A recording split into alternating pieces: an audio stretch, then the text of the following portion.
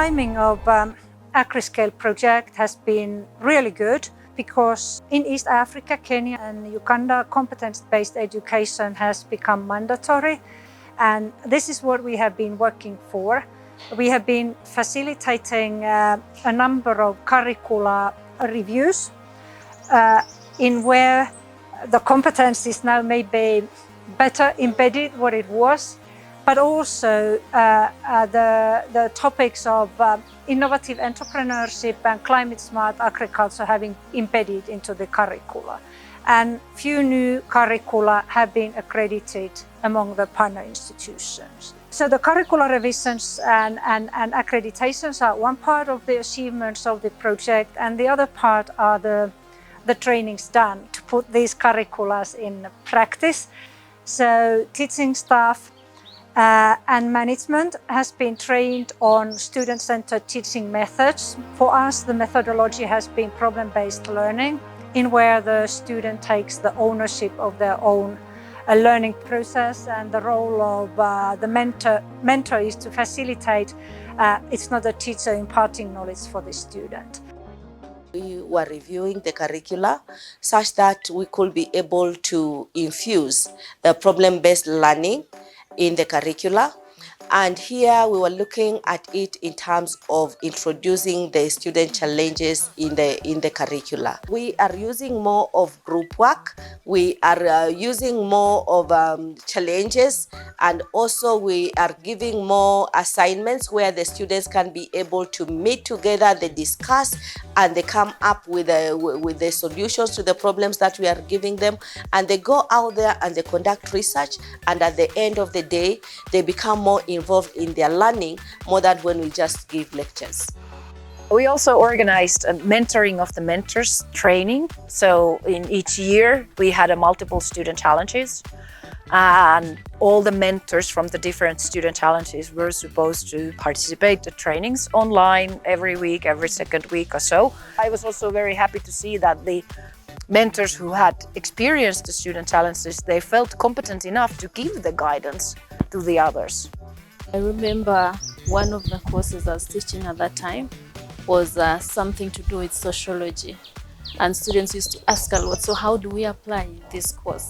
So the PBL helped me to look for real life examples and case studies that I would give to students, and they would be able to analyze and come up with different solutions or perspectives of how they would actually handle that. For instance, how they can actually apply the concept of sociology in delivering extension services, so they would actually mimic how they can do that in the community. So I have incorporated PBL methodologies in some of my courses with smaller numbers of students, where typically you give them case studies or group work where they have to think through solutions themselves, and you basically navigate their way of thinking but not tell them what to do.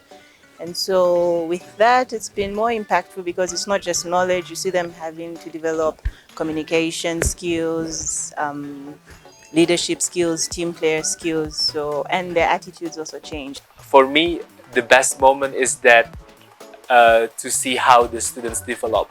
We don't need like long time to see the change in students.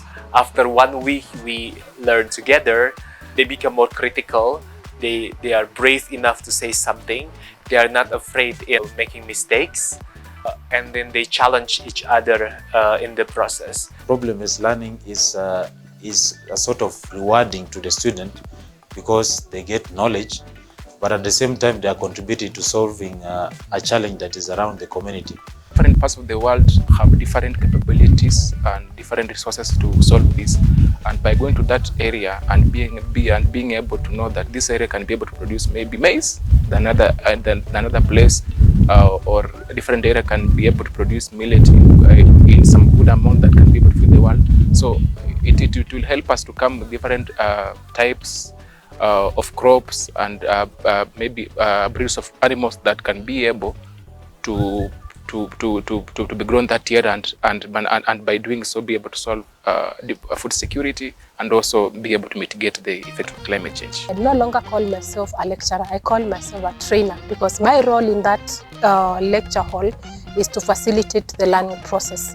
Having had the learners that have been engaged in the programs that we have taught them using PBL, right now, if I mention all my students, for example, who are going to graduate, they will tell you agencies have taken them already. The industry is excited to partner with us for a number of reasons, but I think most importantly because we give them a chance to have an input in the training of our students, because after all, they will be the ones to use them as their future employees.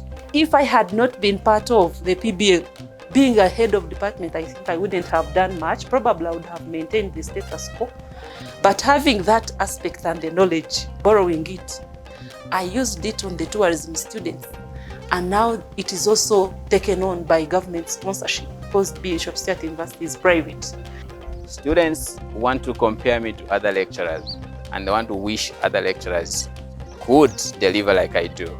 Through this initiative, we have had a positive impact that is being witnessed as at now. Now we have many of the partner universities that are seriously utilizing the results on the strategy and policy level of the institution and departments. So that meaning embedding the lessons learned into the very fundamental documents of the universities.